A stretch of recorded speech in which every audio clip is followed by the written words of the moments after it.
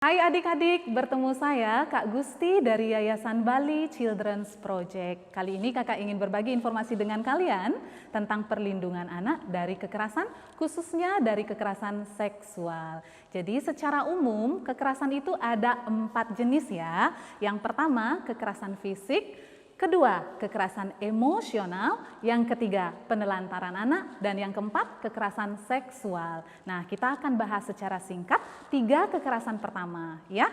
Oke, pertama, kekerasan fisik. Apa itu kekerasan fisik? Kekerasan fisik adalah kekerasan yang dilakukan oleh orang lain dengan sengaja terhadap tubuh kita, sehingga kita merasa tidak nyaman, sakit, luka, takut, ya. Jadi itu semua perasaan-perasaan negatif yang akan kita rasakan jika kita menerima kekerasan fisik. Nah, siapa yang bisa melakukan kekerasan fisik?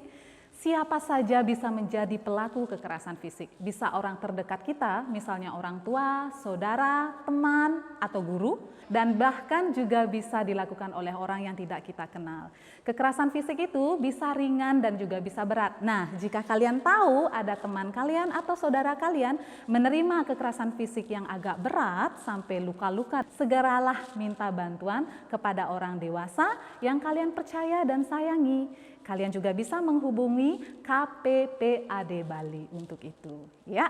Yang kedua, kakak lanjut dengan kekerasan emosional. Kekerasan emosional berbeda dengan kekerasan fisik.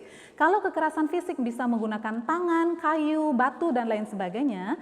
Kalau kekerasan emosional itu menggunakan kata-kata, ya. Kekerasan emosional itu adalah suatu tindakan yang dilakukan oleh orang lain terhadap kita dengan menggunakan kata-kata sehingga kita minder, rendah diri, malu, sakit hati, bahkan bisa timbul rasa dendam. Ya, kekerasan emosional ini juga sama bahayanya dengan kekerasan fisik, karena ini membuat seseorang menjadi merasa terluka. Jadi tidak akan baik untuk perkembangan mentalnya. Ya, jadi kekerasan emosional pun bisa dilakukan oleh siapa saja, oleh orang terdekat kita, misalnya orang tua, saudara, teman, guru, ataupun orang yang tidak kita kenal.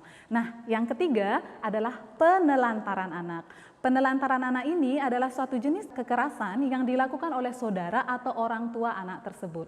Jadi anak ini tidak mendapatkan kasih sayang, perlindungan, dan hak mereka sebagai seorang anak. Misalnya, ada seorang anak yang hanya dipaksa untuk bekerja dan tidak diizinkan sekolah atau bergaul dengan temannya. Ini merupakan salah satu contoh dari penelantaran anak. Nah, untuk yang keempat, tipe kekerasan terakhir adalah kekerasan seksual.